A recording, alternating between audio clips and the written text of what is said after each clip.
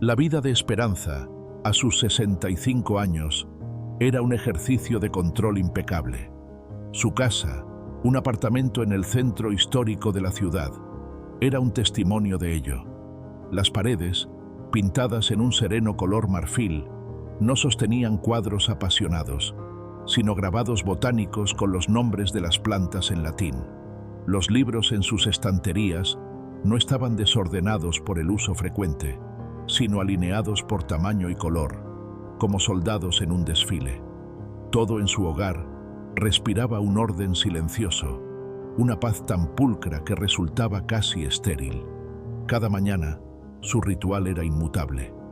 Se levantaba con la primera luz, preparaba una sola taza de café en su cafetera francesa y se sentaba en su sillón de cuero junto a la ventana. Desde allí, observaba la ciudad despertar. Luego, abría la gran Biblia de estudio que descansaba sobre una mesita auxiliar. Pero Esperanza ya no leía la Biblia para beber de ella, la leía para analizarla. Leía el Génesis como un antropólogo, admirando la estructura del relato. Leía los Salmos como un crítico literario, apreciando la belleza de las metáforas. Leía las cartas de Pablo como un filósofo, debatiendo mentalmente sus argumentos teológicos. La palabra de Dios se había convertido para ella en un objeto de estudio, no en una fuente de vida. Su fe era un conocimiento acumulado, no una relación vivida. Sus oraciones eran igual de metódicas, eran elocuentes, respetuosas, teológicamente correctas. Agradecía a Dios por su soberanía, pedía por la paz del mundo, intercedía por los enfermos que conocía de la parroquia. Pero sus palabras eran como hermosas flores de seda. Tenían la forma y el color de las flores reales, pero carecían de su fragancia y de su vida. No había en ellas la vulnerabilidad de un anhelo, la urgencia de una necesidad, la pasión de un corazón enamorado. Su vida espiritual era un desierto bien administrado. En el aparador de la sala había una colección de portarretratos de plata, fotos de sus hijos ya casados, de sus nietos sonrientes, y en el centro un marco un poco más grande, que siempre mantenía más brillante que los demás. Contenía una foto de su boda. En ella, una Esperanza mucho más joven reía a carcajadas, su rostro lleno de una luz radiante, mientras su esposo, Javier, la miraba con una adoración descarada. A veces, mientras limpiaba el polvo, sus dedos rozaban el cristal que cubría esa imagen, y cada vez sentía la misma reacción. Un muro invisible se levantaba instantáneamente en su interior. Un mecanismo de defensa perfeccionado durante 20 años. No permitía que el dolor entrara. No permitía que la nostalgia la abrumara.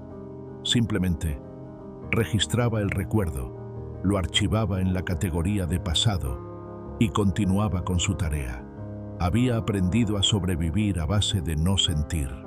El problema era que, al cerrar la puerta al dolor, también la había cerrado al gozo, a la esperanza y a la presencia tangible de Dios.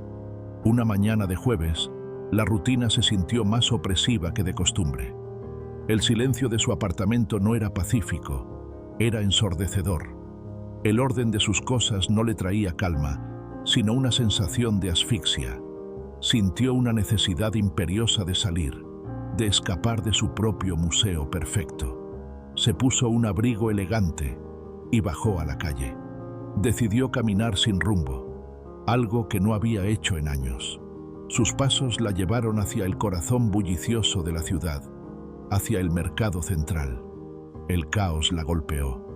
El grito de los vendedores, el regateo de los compradores, el olor a especias y a pescado fresco, la multitud que se movía como un río humano. Todo era un asalto a sus sentidos ordenados. Se sintió ajena, una extraña en un mundo demasiado vivo, demasiado desordenado. Estaba a punto de dar media vuelta, de huir de regreso a su fortaleza de silencio, cuando lo escuchó. Al principio fue solo un sonido entre muchos, pero luego comenzó a destacarse, a cortar a través del ruido como un hilo de seda.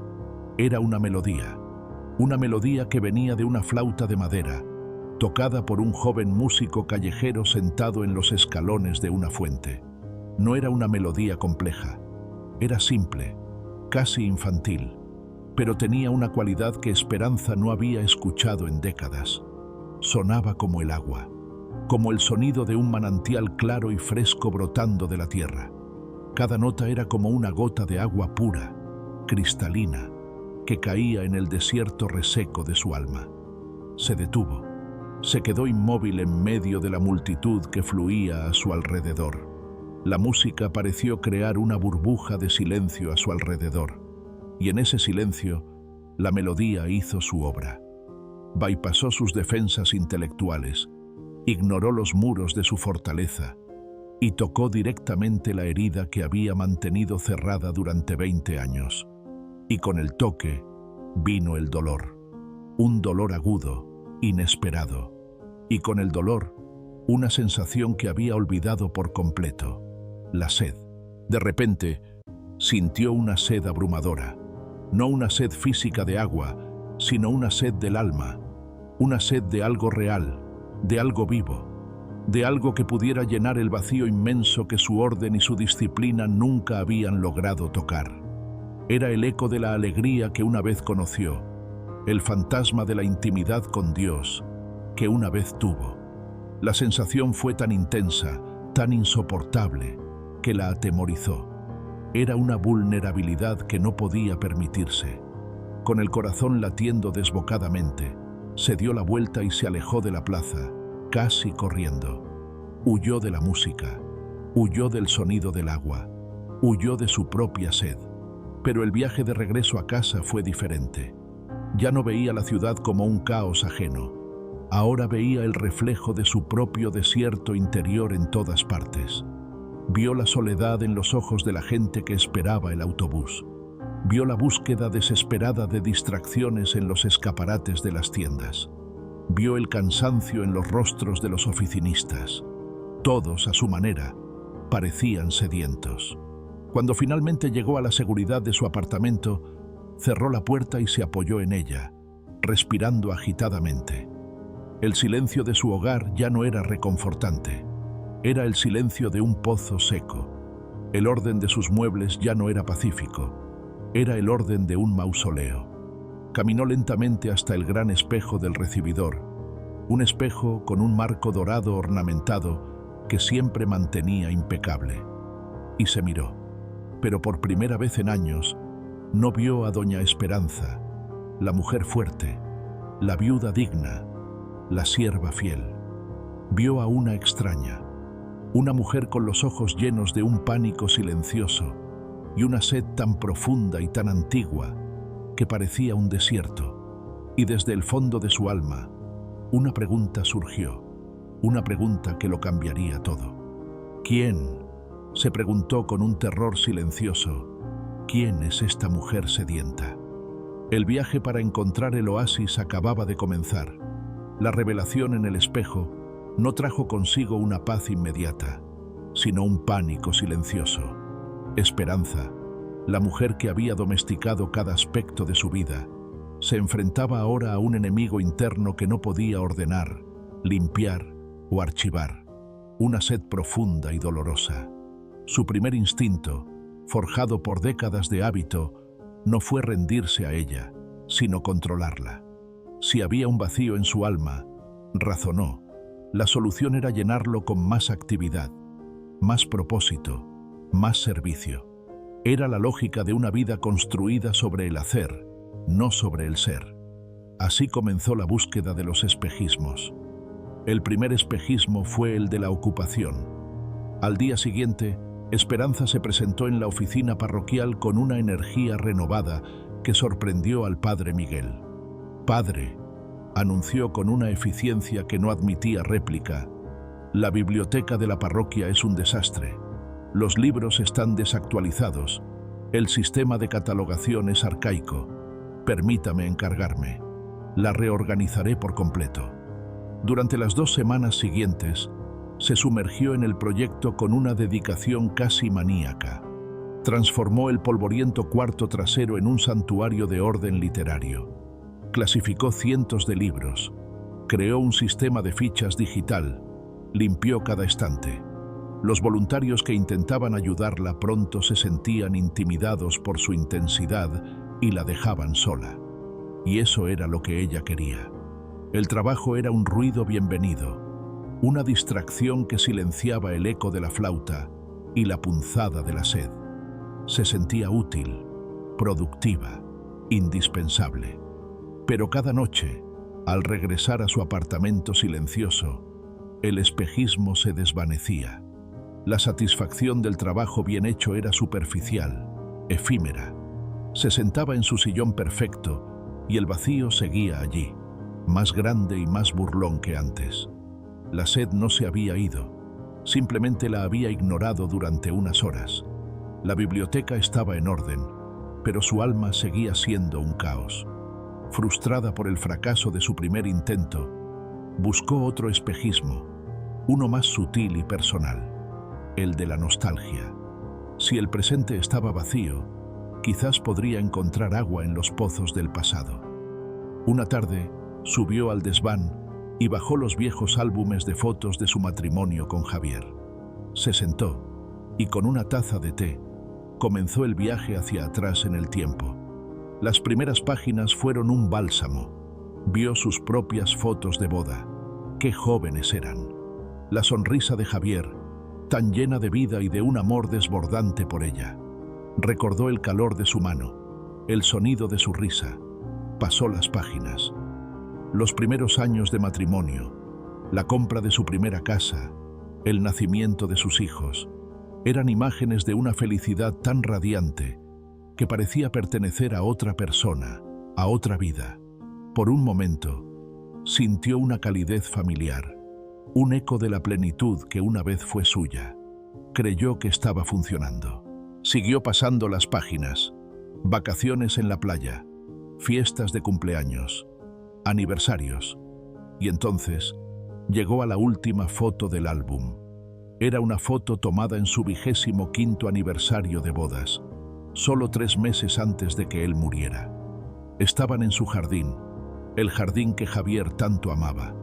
Él la abrazaba por la espalda, su barbilla apoyada en el hombro de ella, ambos sonriendo a la cámara.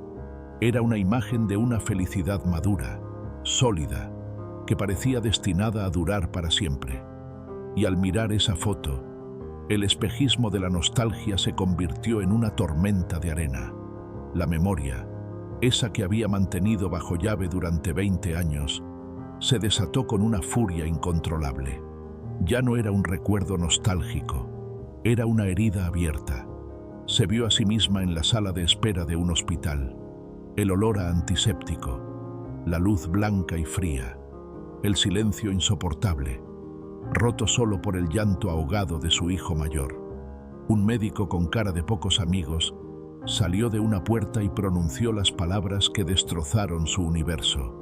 Un ataque al corazón, masivo. Lo sentimos, hicimos todo lo que pudimos. El mundo se volvió blanco. Silencio, nada. Luego, el funeral. Un mar de rostros compungidos, de abrazos torpes, de frases hechas que no significaban nada. Era un buen hombre. Ahora está en un lugar mejor. Tienes que ser fuerte por tus hijos. Palabras como arena en una herida abierta.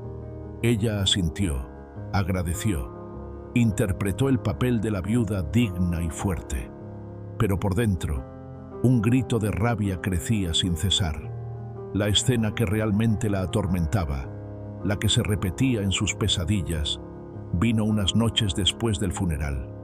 Estaba sola en la cocina, la misma cocina de la foto, ahora silenciosa y fría. Miró por la ventana hacia el jardín que Javier había plantado, ahora oscuro y sin vida bajo la luna. Y allí, en la soledad de su cocina, finalmente habló con Dios. Pero no fue una oración, fue una acusación. ¿Por qué?, susurró al techo, su voz temblando de una furia helada.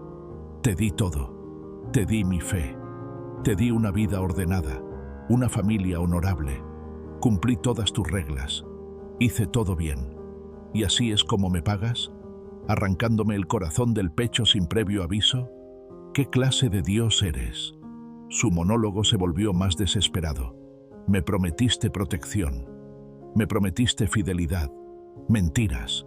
Todo era una mentira. Si este es el resultado de ser fiel, no quiero tu fidelidad.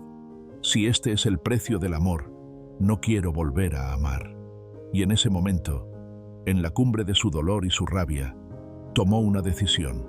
Fue una decisión silenciosa, pero tan definitiva como un portazo en el alma. Cerró la puerta de su corazón. Si sentir amor significaba arriesgarse a sentir un dolor como ese, entonces no volvería a sentir. Construiría muros tan altos y tan gruesos que ninguna emoción, ni el dolor ni el gozo, podría volver a entrar. Sobreviviría, se volvería fuerte, se convertiría en la dueña de su propio universo ordenado, donde nada ni nadie, ni siquiera Dios, podría volver a herirla.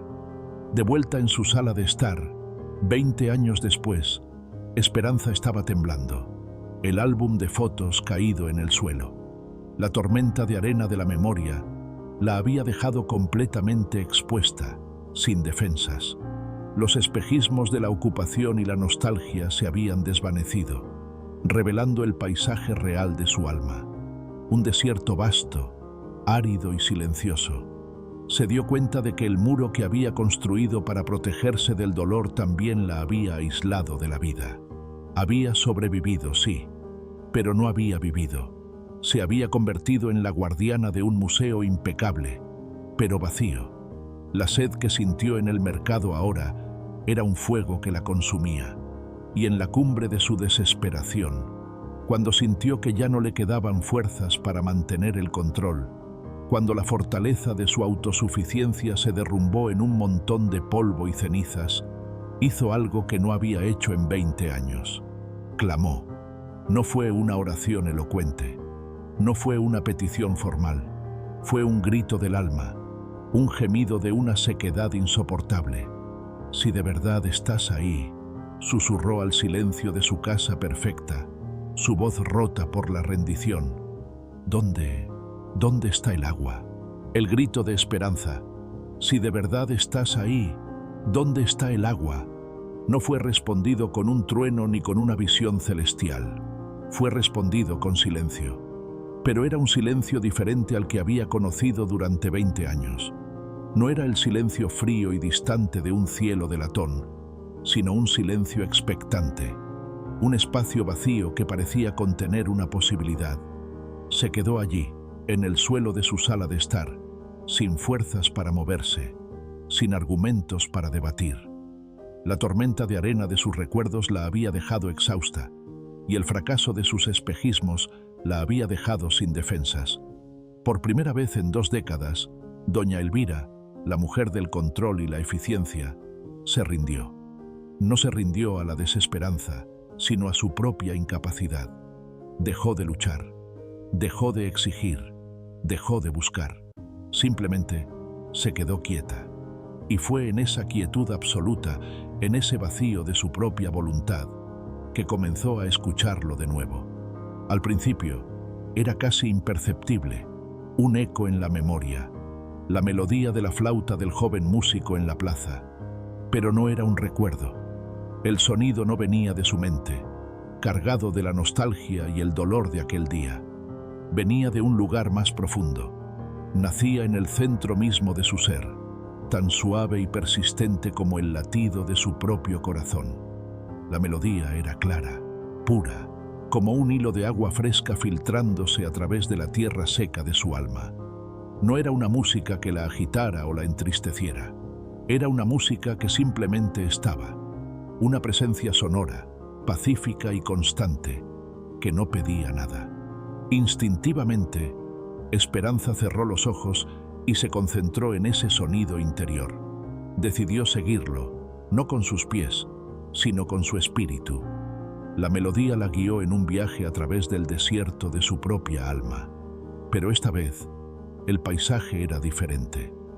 La música la llevó de nuevo a la imagen de su casa perfecta, Pero ahora no la veía como una fortaleza, sino como un mausoleo ornamentado. La melodía fluía sobre los muebles pulidos, y en su sonido, Elvira entendió que había pasado años adorando la tumba de una vida pasada, en lugar de buscar la fuente de la vida presente. La melodía la llevó de vuelta a su frenética actividad en la parroquia, a sus listas, a sus comités. Pero ahora, a través de la música, vio sus obras no como un servicio a Dios, sino como un intento desesperado de distraerse de su propia sed, de llenar su silencio con el ruido de la ocupación. Luego, la melodía la llevó al recuerdo más doloroso, la imagen de su amado Javier. La tormenta de arena de la memoria amenazó con levantarse de nuevo, pero la suave corriente de la música la rodeó. No borró el dolor, pero lo transformó.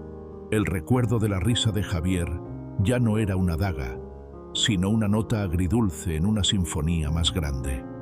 La música no negaba la pérdida, pero la envolvía en una capa de paz, sugiriendo que el amor era más fuerte que la muerte. Mientras seguía este río de sonido interior, una revelación comenzó a formarse en su mente, una verdad tan simple y tan profunda que se preguntó cómo no la había visto antes. Toda su vida, especialmente desde la muerte de Javier, ella había estado buscando un oasis, un destino, un lugar físico o emocional donde el desierto finalmente terminara y ella pudiera encontrar descanso y satisfacción.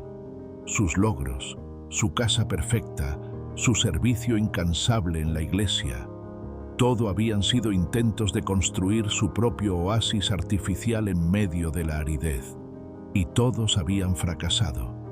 Pero la melodía, ese eco del agua viva, no le estaba mostrando el camino hacia un oasis lejano, le estaba revelando la existencia de un manantial. Y aquí estaba la diferencia que lo cambiaba todo. Un oasis es un destino que hay que alcanzar. Un manantial es una fuente de la que se puede beber aquí y ahora. Un oasis puede secarse. Un manantial fluye constantemente desde su fuente inagotable. Ella había estado buscando un lugar cuando lo que necesitaba era una persona. La música que escuchaba en su alma, se dio cuenta, era el susurro del manantial, la voz del buen pastor llamando a su oveja sedienta. La fuente de agua viva, Jesucristo mismo, no estaba esperándola al final del desierto. Había estado caminando con ella a través de él durante cada uno de esos 20 años de silencio. El silencio de Dios no había sido ausencia, había sido respeto. Respeto por la puerta que ella misma había cerrado con tanta furia aquella noche en su cocina. Él nunca se fue. Se quedó del otro lado de la puerta, esperando pacientemente, no con los brazos cruzados, sino susurrando constantemente una melodía de amor, una melodía que ella, en su dolor y su orgullo, no había sido capaz o no había querido escuchar. El sonido de la flauta del joven en la plaza no había sido una coincidencia, había sido un acto de gracia, un momento en que el ruido del mundo se silenció lo suficiente como para que ella pudiera escuchar el eco de la canción que Dios siempre había estado cantando sobre ella. Su clamor desesperado, ¿dónde está el agua?, no había hecho que el agua apareciera por arte de magia. Su clamor había sido el sonido de su propia mano, finalmente, girando el pomo de la puerta que había mantenido cerrada durante tanto tiempo. En ese instante, las palabras que había leído tantas veces en la Biblia, pero que solo había entendido con su intelecto, cobraron vida. Recordó la historia de la mujer samaritana junto al pozo, otra mujer sedienta con un pasado complicado. Recordó las palabras de Jesús a ella: cualquiera que bebiere de esta agua, volverá a tener sed, mas el que bebiere del agua que yo le daré, no tendrá sed jamás, sino que el agua que yo le daré será en él una fuente de agua que salte para vida eterna. Juan 4:13-14. Esperanza entendió.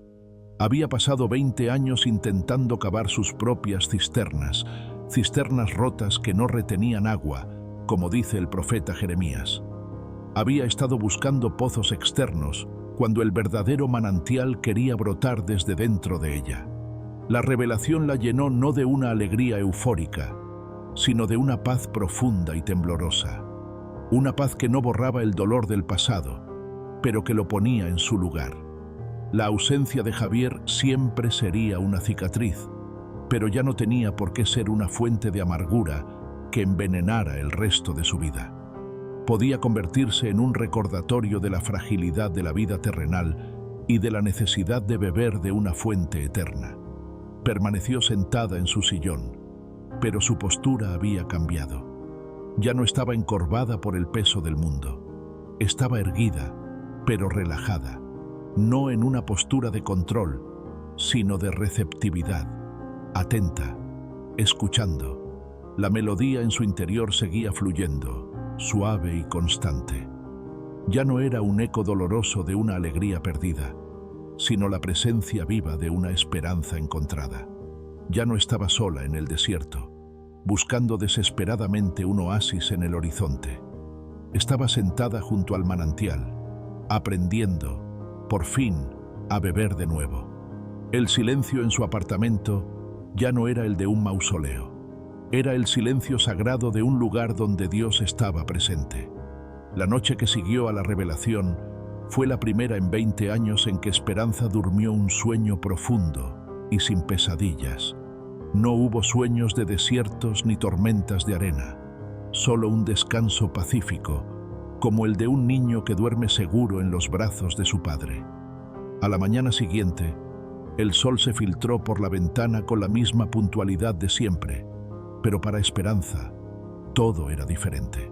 Se levantó de la cama y por primera vez no sintió el peso inmediato de la rutina, la armadura invisible que se ponía cada día para enfrentar al mundo. Sintió una ligereza, una fragilidad que ya no la asustaba. Caminó por su casa impecable. El orden ya no le parecía una fortaleza, sino simplemente una casa tranquila esperando ser llenada de vida.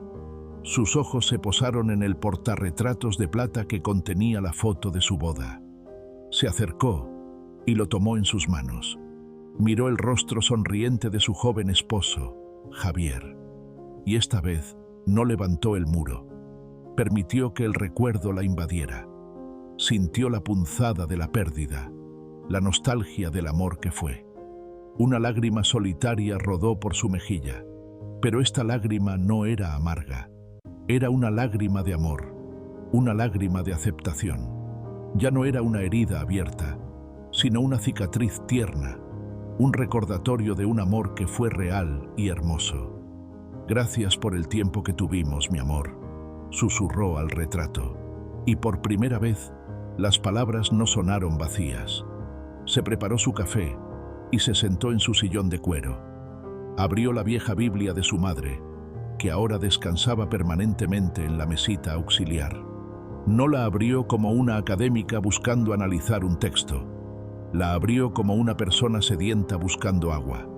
Sus ojos no buscaban conocimiento, buscaban encuentro. Y las palabras que leyó esa mañana, versículos que había leído cientos de veces antes, de repente cobraron vida, como si hubieran estado esperando a que su corazón estuviera listo para escucharlas de verdad. Se sintieron como gotas de lluvia fresca sobre tierra reseca. Pasó la mañana en una paz que no recordaba haber sentido nunca. No era la paz del control y la ausencia de problemas. Era una paz más profunda, una paz que coexistía con su dolor, una paz que decía, todo está bien, no porque las circunstancias sean perfectas, sino porque Dios está presente. A media mañana sintió un suave impulso en su corazón. No era una obligación, no era una tarea en su lista mental. Era un deseo gentil, una curiosidad serena. Quería volver a la plaza. Quería volver al lugar donde la sed se había despertado. No sabía si el joven músico estaría allí. Y se dio cuenta, con una sonrisa, de que no importaba. El viaje ya no se trataba de encontrar al músico. Se trataba de honrar el camino que la había llevado de vuelta a la fuente. Se vistió no con la rigidez elegante de antes, sino con ropas más cómodas. Salió de su casa y caminó por las calles de la ciudad. El mundo no había cambiado, pero ella sí. El bullicio de la gente ya no le parecía caótico y amenazante, sino una sinfonía de vidas, de historias, de almas, cada una con su propio desierto y su propia sed. Vio la belleza en los rostros imperfectos de los transeúntes. Notó el color de las flores en los balcones. Escuchó la risa de unos niños que jugaban en un parque y, en lugar de irritarse por el ruido, sonrió. Su corazón, antes un estanque cerrado, se estaba convirtiendo en un río que comenzaba a conectarse con el gran océano de la humanidad. Llegó a la plaza del mercado. Estaba tan bulliciosa como la última vez. Buscó con la mirada, sin ansiedad, sin expectativas. Y entonces lo vio. En los mismos escalones de la fuente estaba él, el joven flautista. Estaba tocando una melodía diferente, pero tenía la misma cualidad cristalina, la misma pureza que sonaba a agua viva. Un pequeño grupo de personas se había detenido a escucharlo. La vieja esperanza habría pasado de largo, quizás dejando caer una moneda con un aire de superioridad caritativa. Pero la nueva esperanza hizo algo completamente diferente. Se acercó a un pequeño puesto de jugos frescos y compró 2 vasos de jugo de naranja recién exprimido. Luego, con una calma que la sorprendió a sí misma, caminó hacia el joven músico. Esperó pacientemente a que terminara su melodía. Cuando la última nota se desvaneció, el pequeño grupo de oyentes aplaudió y siguió su camino. El joven sonrió, cansado, y bajó su flauta. Fue entonces cuando notó a la elegante señora mayor de pie frente a él. Esperanza le sonrió, una sonrisa genuina y sin rastro de condescendencia. Le extendió uno de los vasos de jugo. «Para la sed», dijo simplemente. El joven la miró, sorprendido. Sus ojos, jóvenes y llenos de un cansancio bohemio, se encontraron con los de ella, ahora serenos y llenos de una extraña luz. Vio la sinceridad en su gesto y sonrió de vuelta. «Muchas gracias, señora. De verdad». «No, gracias a ti», respondió Esperanza. «El otro día, tu música me recordó algo que había olvidado hace mucho tiempo». No dijo más. No había necesidad. El joven tomó el jugo, agradecido. Y Esperanza, en lugar de marcharse, hizo lo que habría sido impensable para ella hacía solo unos días. Buscó un banco de piedra vacío cerca de la fuente. Se sentó y se dispuso simplemente a escuchar. Cerró los ojos. El sol de la tarde calentaba su rostro. El murmullo de la gente en la plaza, el chapoteo del agua en la fuente y, por encima de todo, la melodía pura y cristalina de la flauta. Ya no era un sonido que le causara un dolor anhelante. Era la confirmación de la presencia que ahora sentía dentro de sí misma. Era el eco externo del manantial que había redescubierto en su alma. No estaba buscando un milagro. No estaba esperando una revelación grandiosa. Simplemente estaba allí, presente en ese momento, recibiendo el regalo de la música, el regalo del sol, el regalo de la vida. Y allí, en medio del ruido de un mercado cualquiera, en la melodía de un flautista desconocido, doña Esperanza finalmente encontró su oasis, porque descubrió que el oasis no era un lugar al que se llega después de un largo y arduo viaje por el desierto. Descubrió que el oasis era un estado del alma, un alma que aprende a reconocer la fuente del agua viva en los lugares más inesperados, en la sonrisa de un extraño, en la belleza de una pequeña flor, en una melodía que flota en el aire. Un alma que aprende que la presencia de Dios no es un destino lejano, sino una compañía constante, un susurro fiel que nunca dejó de sonar, incluso en el silencio del desierto más profundo. El jardín interior de Esperanza, después de 20 años de sequía, por fin, comenzaba a florecer.